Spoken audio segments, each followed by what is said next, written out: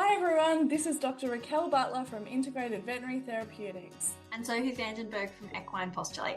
And we welcome you to the Equine Functional Posture Podcast, your ultimate source for insights into the influence of functional posture on biomechanics, health, and overall well-being of horses. Whether you're a seasoned equestrian, an equine professional, or simply a horse enthusiast, this podcast is designed to help you understand the critical aspects of functional posture. Tune in each week as we discuss practical tips, delve into expert interviews, and explore the latest research in the impact of functional posture on equine anatomy, physiology, movement, and more. Let's create a world where we empower our horses to be in a mental, emotional, and physical balance.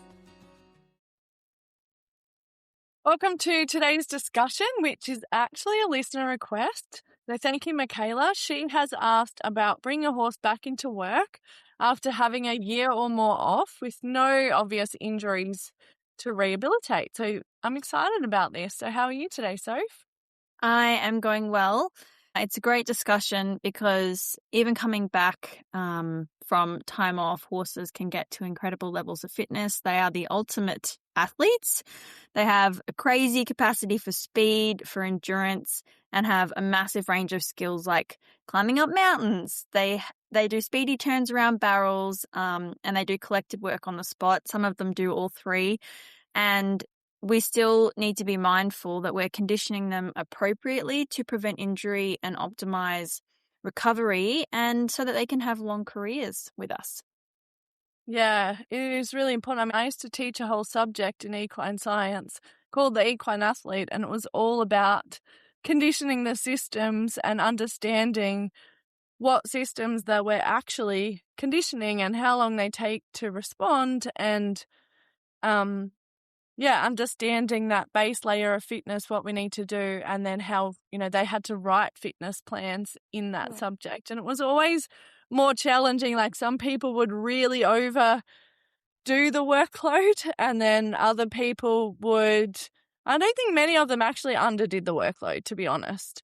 It was generally the other way. It was always too much, too soon was mostly what I was commenting on. So yeah, like even when you're in the off season, for some people, like, some horses are just turned out. You haven't had time to do anything with them for a year. Maybe they've had a foal in that period of time. And, you've decided, all right, I have time now. I'm going to bring them back into work. But for other horses, that off time could be that it's the off season for their discipline. And so in that time, we've got to consider, are they completely detraining, which takes about 12 weeks for them to completely detrain. It takes about 4 weeks to lose fitness. So if they're just having a couple of weeks off, then we've still got the fitness there. So, a couple of weeks off is not a problem. But once they've had more than 12 weeks off, we have to completely start again. And then the longer period of time, the more detrained they are. And also it depends if they've ever actually been properly fit in their life, because for example, Ellie, she's 6, and I wouldn't say that she's ever at 6 been properly fit because of her, physical challenges, and then me learning about training and starting horses and time and all of those things. Like I would say that she's never had a time in her life where she is like physically, cardiovascularly, all of it fit. Whereas Jelly has, like he was an eventer. So he's definitely had a lot of fitness work in his life. His body knows what it's like to be fit. And then we've got to have the other part of it, like does their body know what it's like to have good core function and good biomechanics and good posture, because all of that will create efficiency in that motion and minimize, any kind of injuries and enhance performance. Definitely. And we're talking about a physical body, like building fitness. And so there are perceptions about fitness, both for people and horses, that we have. So one fun fact is that the respiratory system, so thinking the lungs, they're a passive part of the system of fitness. You don't actually train the lungs. They just kind of do what they do. They allow oxygen, to flow into the bloodstream, and they we breathe out carbon dioxide and gases. So we can't train that, but we can train the cardiovascular system and the musculoskeletal system.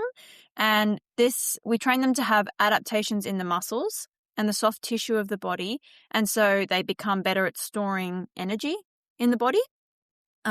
We get better at using the energy pathways in our body to be more efficient and to have better endurance. And while we condition, we also have adaptations in bone, ligaments, tendons, muscles, so that they're better prepared to handle the exercise load. And that's a really big part of it as well. Making sure your body is ready for all those concussive forces, for the moments when you trip on a rock and you sort of go to the side, and all of that. The body has to adapt. And the thing that we want to point out today especially is that these adaptations take time. There are physiological changes that happen in the body. So they include muscle structure as well as vascular and energy supply. And so that's why we need a structure to return to work. So your body has to build capillaries in the muscle. That doesn't happen in a session. It doesn't happen in 2 weeks. There's lots of physiological changes. So we want to talk about how long it takes to safely get back into work. Yeah, and I was actually speaking to someone. They said that the trainer they worked with used to, at the start of the training, do a lot of work on the road to train their bones. And there's a bit of misconception around a lot of these things, like of how long we need to do some of these exercises for. And so people might do 20 to 30 minutes of trotting on a hard road and think, oh, it's great. They used to say, it was hardening the tendons and training the bone. But from a physiological perspective and in the research, it takes only 5 minutes of trotting on a hard surface to stimulate the bone. And if we continue to do that, we're actually just creating wear and tear in the joints and concussive forces through the limbs. And so there's no necessary added benefit to doing things for longer in a lot of situations. So it's kind of recognizing some of those facets, and also what you said there about it takes time to build the muscle structure with training. And so we have to remember that muscle structure and then that bone structure specifically, that's what's supporting your lower limbs. That's what's supporting how much forces go through the feet, how well they hold their upper body, the posture of their upper body, the muscular strength, the bony strength. That's the support for the feet, for the tendons and ligaments of the lower limb, and to also reduce loading specifically on those lower limb joints. And so if you've got a horse that you're out there competing and it's got poor quality glutes, poor quality quads, weak top line, a poor core, weak neck muscles, you're overloading or increasing the loading through the distal limb joints and the tendons and the ligaments and the feet. So yeah, the better we can do this foundational conditioning, we're just setting ourselves and our horses up for, such a better performance and injury prevention and makes it sustainable. And what I see under dissection is I see a lot of tendons that are injured that have not been diagnosed as a tendon injury. It's just wear and tear. They'll have split fibers, increased vascularization of the fibers, thickening in there, and they've probably never been diagnosed with a tendon injury in their life. It's just from repetitive strain, and so that's why this is also important. Definitely. So what are the key... Sorry? Oh, I was just going to say, before you even begin your fitness plan, creating physical feeding position is very important. And we have a really good podcast with Erica Goff, and that's number 74. It's called Nutrition Foundations. And that means, it's just a good starting point to listen to make sure that you are feeding the horse that you're trying to build as well. All of those adaptations, they take specific, amino acids and different vitamins and minerals help your horse get there. So that's a really important part, especially because you'll have increased energy and protein demands as you increase your workload and you're turning over these tissues. So it's a very important thing to consider. Yeah, and gut health is so important for physical function as well. And then what you mentioned there too is creating a feeding position that works to optimize your horse's posture. And, so the work is half being done for you in terms of improving posture. And we do, it's one of the modules in our functional posture course is feed to form, which is creating those feeding positions to, for the individual horse to optimize their postural patterns so that they're working on their own postures regularly. And then when we go to work with them, they already have some postural stability and balance and awareness in those kind of aspects. So there's areas that we need to kind of think about when we're developing a plan. So what are those kind of areas that we need to incorporate within the plan? 4 key areas would be your function and comfort, which we're going to go into further, your stability and balance, so your ability to really stabilize not just your spine but your individual limbs, and make sure that you're in a good position. That's a really big part of safety, is stability and balance for the horse and for yourself. Number 3 would be strength, so the generation of power. There's a process you need to get to before you can do that in a way that's really functional for the horse, power generation that comes from a good posture. So when you generate that power, your limbs are in a position that the forces traveling through them are in the best position for their joints and all of their soft tissue, and that you actually get the maximum power. Because if you are trying to push from behind in a disengaged position, you're just going to get a smaller percentage of what you could truly be developing. And number 4 is endurance. So endurance, your capability to keep going and to have that aerobic adaptation. So, that's the point at which you're not relying on your, basically your muscle storage of glycogen to just push you through fast acting things, but your aerobic system is conditioned to come in and take over so that your horse can keep going without having damage to their body. And falling apart. 100%. So when we're thinking about all of those aspects, then we also want to build cardiovascular fitness within that too. So there's kind of the physical strength aspect and then the cardiovascular fitness.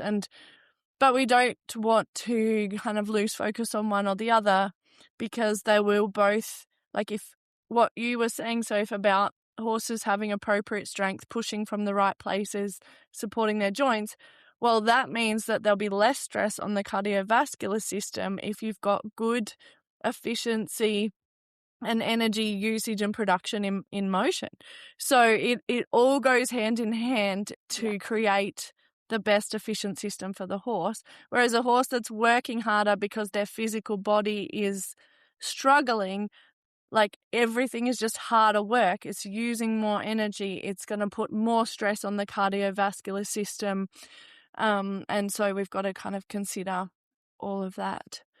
So when starting with physical comfort, first you want to check, and this, you've got to develop skills in this, because not everyone has skills in being able to physically assess your horse. And that's, again, something that we focus on in the functional posture course. For the first 2 weeks, it's about assessment and developing observation skills and palpation skills, because even if your horse is physically sound, and they don't have any obvious kind of lameness issues or injuries, they'll still have, laterality patterns, or there might be some old injuries that you're not really aware of that are influencing their movement patterns. They might have done stuff in the paddock, even in the year that they've had out, slips, slides, So you want to be able to do a physical assessment, come up with take photos of your horse, take videos of your horse at the beginning, have a foundation, get a body worker in. If you're not sure, have a couple of sessions, 2 or 3 sessions with a body worker as at the start of your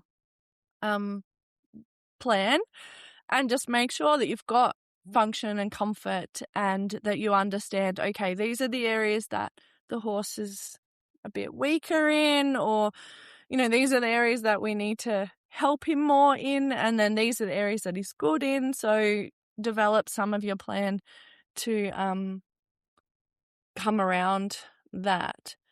The other thing I would say is that you want to utilize an app or a monitoring device. Like if you're serious about creating your horse's fitness, then you really need to monitor something. You know, I will often now just use my watch and go, okay, I'm going to trot you for 10 minutes and I'll set a timer and stop a timer.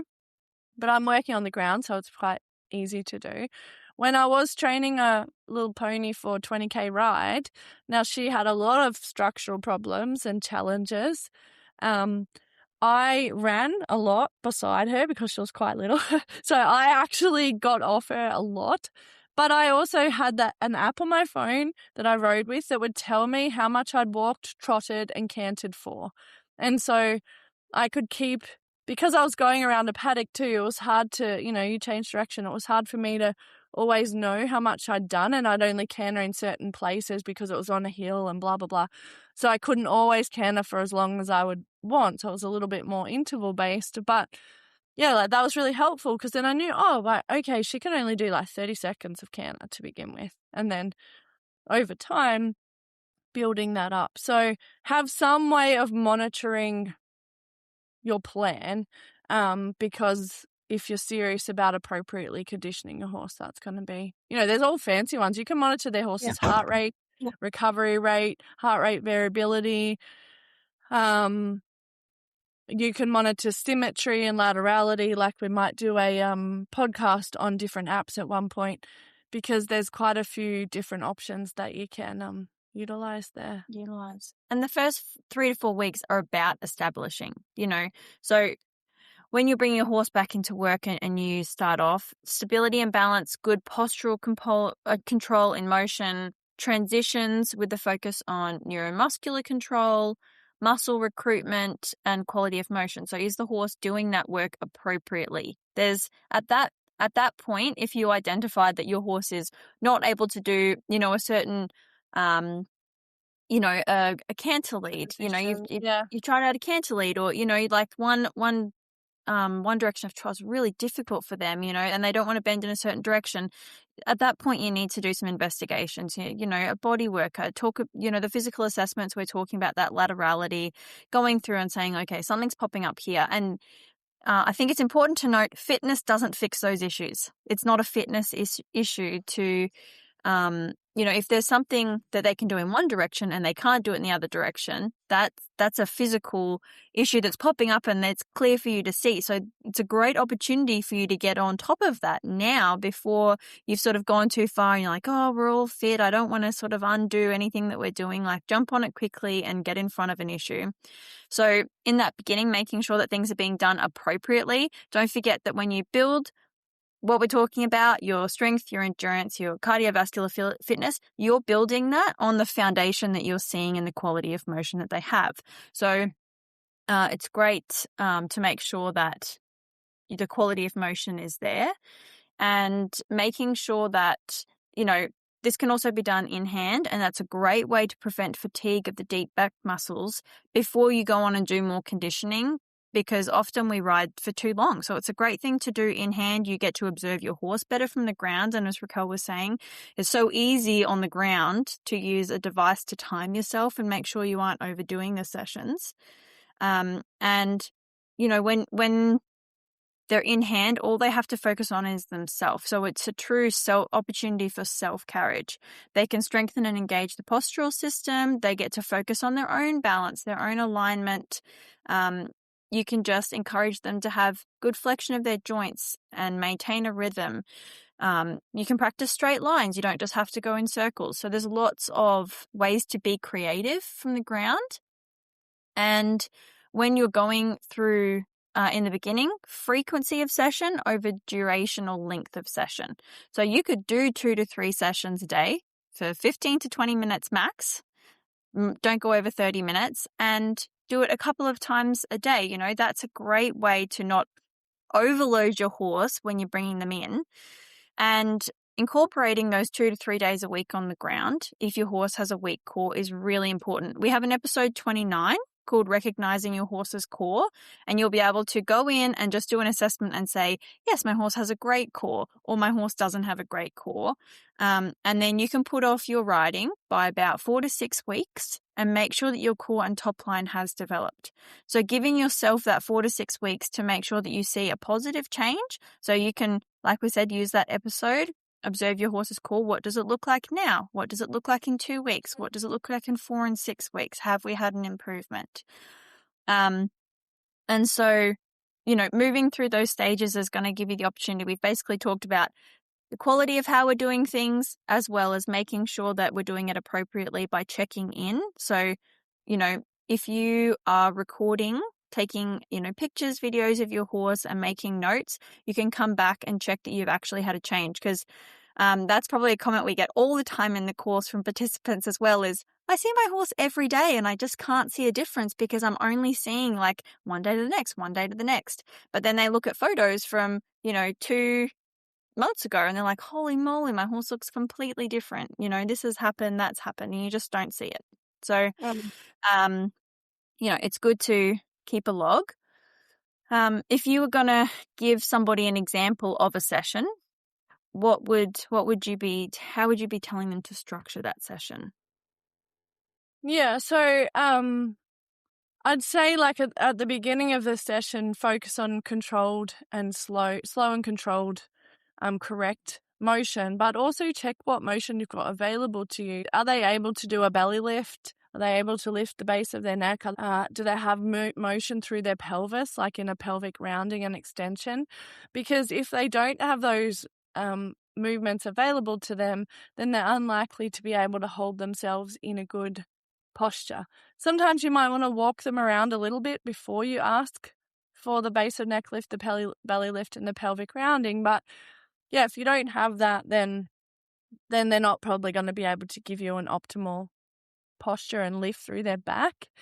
Then in the middle part of the session, you can focus more cardiovascularly. So that's where you might, do all of your walk exercises, add in a bit of trot exercises, but still within that, you're not just doing cardiovascular. Like you're still looking at the quality, incorporating things like straight lines and corners and transitions within that cardiovascular session to see where they're actually still at. And then at the end of the session, doing some mobilizations.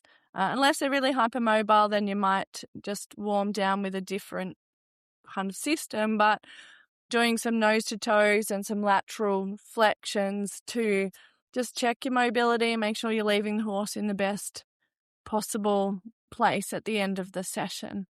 The other thing I do at the start of a session is activations. And so you might not be familiar with activations. It's not something I probably routinely used as much as what I do now.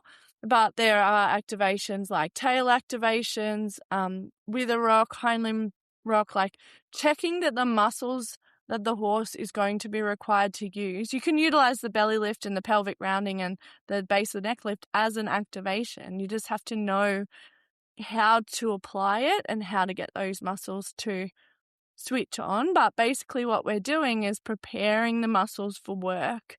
And so doing that, like I've seen massive changes in the way horses move by applying those activations before a horse does any work. They've got to be comfortable to make sure they're able to do the activations. Like with Ellie, she wasn't able to do the tail activations until a few weeks ago.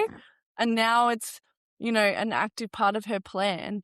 And so, now I can start stepping things up because the baseline of alignment, activation, she has belly lift, pelvic rounding, base of neck lift. She can stay on a straight line. She can maintain her balance in transitions. So, there's still not the quality there in, say, the trot that I would like, but I can now start to increase the things because the foundations are there. And the other thing I'd just like to add too with the riding aspect of it. So what we don't do enough is interval riding, so because it's annoying to get on and off. And I remember years ago that one of my mentors, Dr. Ian Bidstrup, I had a thoroughbred off the track, and I must have said to him, well, like, what's the appropriate way to kind of condition him? And he was like, ride for 5 minutes, hop off for 5 minutes. ride for 5 minutes, hop off for 5 minutes. And then, we just don't do that because it's annoying getting on and off, and you need to have your mounting block there because you shouldn't be hopping on and off without the mounting block.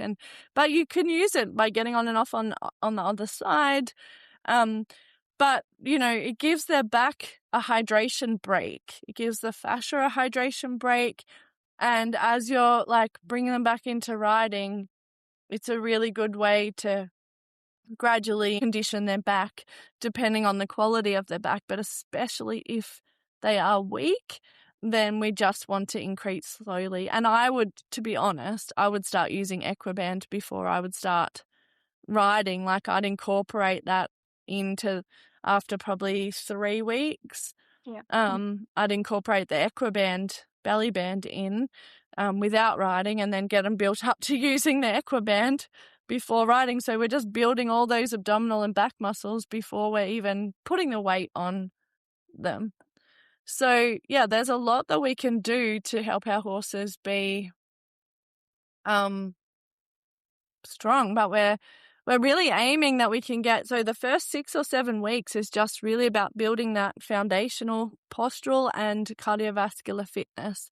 So we're looking at walk, trot, and slowly adding canter, like a low aerobic exercise 3 or 4 days in the week for 6 to 7 weeks and up to 60 minutes before we kind of add any drills or intensity or, become really discipline specific. It's called long, slow distance as well. That's another familiar term that some people are aware of, but you can't really build it up too slowly. So long as you're consistently increasing it, then, and you're not just stuck doing the same thing for 2 weeks or longer. So long as you're consistently increasing, you can't really go too slow.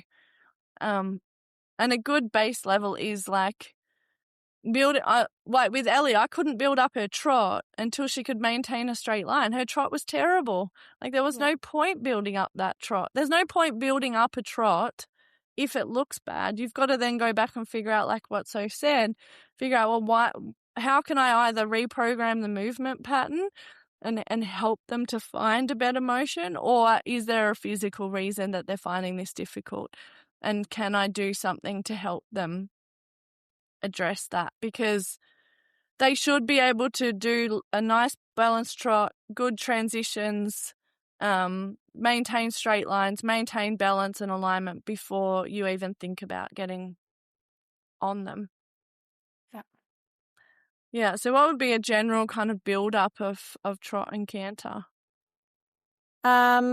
So 2 to 5 minutes each direction. Every third day of work, by 2 to 5 minutes increase, right up until you have 20 minutes of trotting. Like you said, good quality. When it comes to canter, introduce it no more than 1 minute per rep. So that's you would canter for 1 minute and then drop back, and only do it 2 to 3 minutes in 1 minute intervals over the session, but check in with your horse and see how they're handling it. Yeah. And so that is a great place to start. Again, start every third day of work. You can increase, but making sure that you just don't overdo it. It's not worth it in the long term. And we're once again coming back to the foundational concept that you are building an adaptation. So if you overdo it, you move into a fatigue that doesn't help you or the horse because they just fall into a crappy posture while they're doing it. It's just not worth it. But you want to stay in that sweet spot of challenging them enough that you get a physical adaptation, but you're not going to blow it out of the water.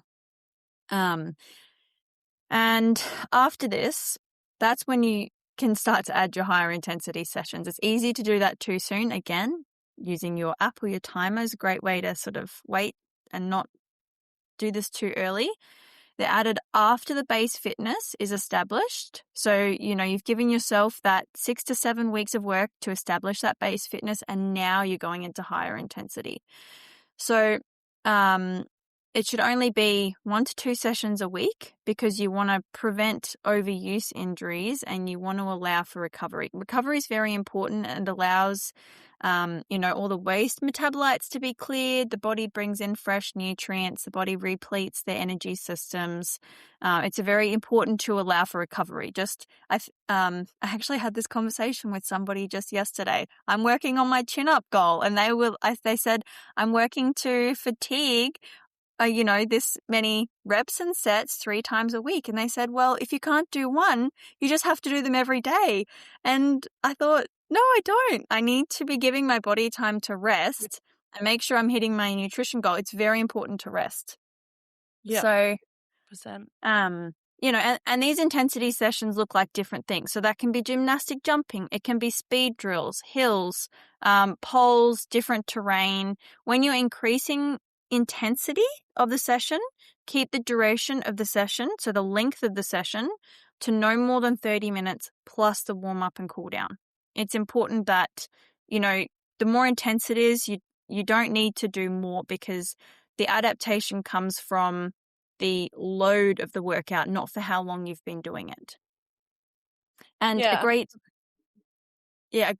good resource is Jack Ballou's 33 strength and fitness workouts for horses. It's got work sessions that are set out for you. You don't have to think too hard. You can just follow what's in the book and keep a log of which ones you've done so that you can all you have to do is go out, do the work and observe your horse while you're doing it. And yeah, it's such a great book. I mean, just when I was revising it today, I was like, it's because it's easy to get stuck in doing the same thing every day and not creating variation. And variation is, one of the things that really creates good stability, posture, function, balance, strength. Like the more variation that we can offer our horses, the more they're going to be able to handle, a little slip or a little adjust themselves when something hasn't quite gone right, maybe as you're approaching a jump and things like that. So it also keeps it mentally fun for the horse. So we're talking here about conditioning the horse physically, but often we can get into a place where we're not stimulating the horse mentally, and I'm very guilty of that. And so you need to make sure that within your plan, there's mental stimulation. So for some horses, mental stimulation might be they get to go out and hang out with their friends, a couple of days a week and have scratches and nice time with them. Or it might be that you set up brain games and they have to search for treats and, do a little obstacle course and use their brain. Or it might be that you create variation in their training and that, even with your intensity sessions, that they're not, say you're a dressage rider, that your intensity sessions aren't just always dressage. Like one of my clients, she has a young horse and he's 4 and he's tall, super tall, over 17 hands already. And he struggles with his posture and his stability and balance because he's big and lanky. And so, yesterday she's out taking him over a grade 4. Now, he could probably jump a meter 10, no problems, but little grade 4 cross-country course with control and balance. When he first went over those little jumps, he looked like a gangly octopus, But doing those small jumps with control and precision and, he is improving out of sight. Now, he is a dressage horse. That's his goal. But, she's out doing eventing and some little bits of show jumping and taking him on trail rides and all the things. He gets so much variation because otherwise he is going to get so bored. Yeah. So yeah, just make sure that is a part of your plan and that all your cardiovascular work, for instance, doesn't have to be in the arena. Incorporate trails in that. Incorporate your walk, trot, canter, 45, to 60 minutes out on a trail. That's way more interesting for most horses, unless it's really stressful for them. But, if we can do it that way, it's going to make our horses both better physically and mentally. Definitely. Yeah. And, those active rest days are also very valuable. You can use those to stimulate their brain. When they're getting to the point of progressing and you are at the point where you're like, I really need a rest day, we're doing intense work, those rest days, going for a walk in hand, you do some body work, you do mobilizations, those days are just as valuable because you can sort of give them, a great little break from work, but still be working on their body because you've got the opportunity to do a little bit of balance work or, do some little proprioceptive stuff or challenge their brain. Work on your relationship with them as well so that, you've got that trust between the two of you. That they're all very valuable and they're not fluff is what I'm trying to say. Those kind of days are never fluffy. They're actually what when people aren't doing fitness and they're just doing these days, they get changes that blow them away, and you're going to get that alongside your fitness. So there's a lot of value there. And once you have a horse that is fit, you want to be more targeted in your approach. So 3 to 5 times a week work, those active rest days, maximum 2 high intensity sessions a week, and think about where they're placed so that you're not doing those high intensity sessions and then the next day going out for your cardiovascular fitness or your long slow distance training part of the week. You're giving rest time between things so that you aren't overtraining and overdoing the system.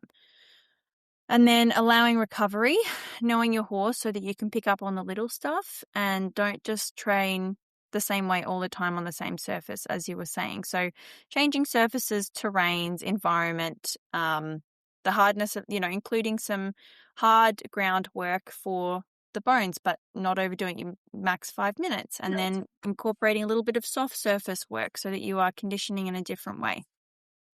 Yeah, and consider the surfaces that you're going to be doing your discipline on. Like if your discipline is in sand, well, you're going to have to do some training in sand, or if you can't use sand, you're going to have to mimic that intensity some way. So it might be like poles or hills or something that mimics that extra stress of sand. So you want to consider, like in endurance, the terrain is really variable when they go out and compete. So they need to mimic that in their training. So they're not going to want to train all their time in the dressage arena in sand. So, really consider the effects of terrain on them physically, but also what they're going to be required to do if you're aiming towards competition, or, you can be aiming towards a long ride in the mountains, but whatever your aim is, then just think about what are the requirements in that. And another requirement in that might be they have to float regularly, like they've got to float 2 to 3 hours. Well, how have you prepared them for that? Because if they haven't, had any preparation for that, and then you expect them to get on the float for 2 to 3 hours, that's extremely fatiguing and utilizes a lot of energy. So then you can be starting with a tired horse when you first get there. So if you've got an event or something coming up that they're going to have to travel a long distance for, you want to make sure that they're actually doing, like, going on the float regularly to condition for being able to stand on the float. And don't consider that as, just easy, because it's really, really challenging. Yeah, challenging. Yeah. And the other thing with the competition is, I have a lot of people tell me, well, I go to my dressage competition, I do two tests one day and 2 tests the next day. Well, how often do you ride your horse twice a day at home? And how often do you do that? So as well, they've got maybe a 3-hour float ride there and back, and they're sleeping in an unfamiliar environment, which can change their movement patterns, their eating, their drinking, and their rest.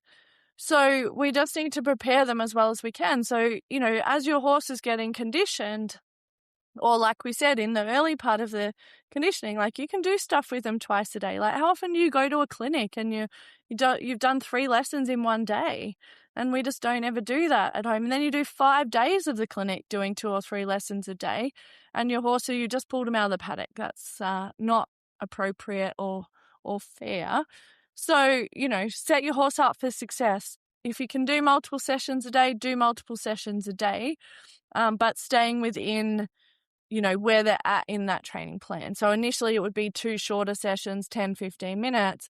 And then you might build up to like 2 half-an-hour sessions on days when they're not doing their high intensity. So on your high intensity day, it might be like they do a high intensity, and then maybe if they do a second session for that day, it's an in-hand walk and some stretching, So, and you've got to figure out what works for you, what works for your horse. It's not the same for everybody. And then you've got to also figure out what their recovery is like. Like Jelly's really different. He has a muscle condition. His whole management of fitness is not how we were talking about it here. Like he has to be really appropriately fit, but then I have to manage his nutrition really closely and his movement really closely, so he can't just stand around all day. And the travel really affects him standing in the float with the use of his muscles, and I don't take him many places. So you've got to consider all of this as you're building up your training plan.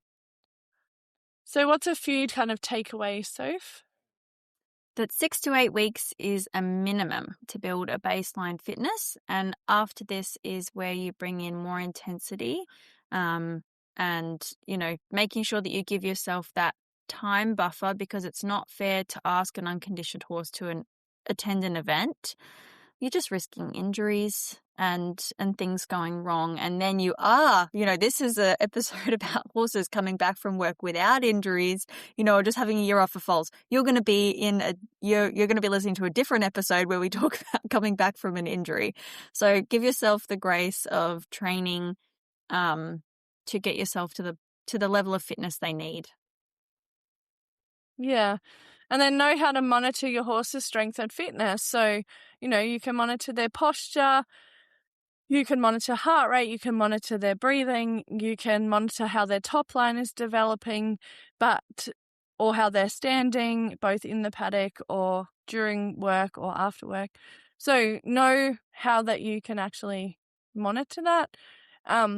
Train smarter, not harder. So structure your week, for your no more than your 2 high intense days, your active rest days, or full rest days if that's what your horse needs, like just complete time out. And that you don't need to work more than 3 to 5 times a week. And the fitter they are, like once horses are actually fit, then they maintain fitness extremely well. So once they're fit, which might take, depending how long they've been out of work, you've got a minimum of 6 to 8 weeks for that foundational cardiovascular fitness, and then you probably want at least another 6 to 8 weeks to solidify that fitness. So you've probably got a minimum of 3 months, but the longer they've been in work, the fitter they are. And so for my fit endurance horses who are doing 160 Ks, they don't do 160 Ks in training. They might do 1 longer ride a week and 2 or 3 shorter rides, and that's it. Like they really taper it off.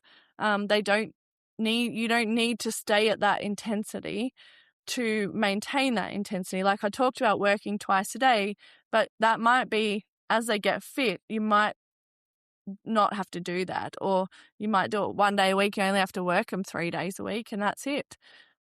So yeah, we don't have to work horses 6 or 7 days a week for an hour. It's unnecessary, and they do not have to sweat every single day. It's just overtraining and overusing their muscles. So have an app, have a timer, keep a log, have really strong foundations, spend that boring time at the start establishing really good posture and foundations, because it'll pay off dividends those first 6 to 8 weeks if you're committed. And sometimes it takes longer if you've had setbacks, you've struggled with your time, your horse is, I don't know, it's rained, it's got muddy. Well, the 6 to 8 weeks might stretch out a little bit. So just, also consider that we're giving you like an ideal world, but not lots of times it's not an ideal world. And yeah, riding fitness does not correlate to riding frequency. So just you can do a lot of groundwork and maintain riding fitness for horses, and then the riding actually becomes a lot more enjoyable for both of you because they can carry you. Wonderful. Awesome. Well, I hope that has answered Michaela's request for bringing horse back into work.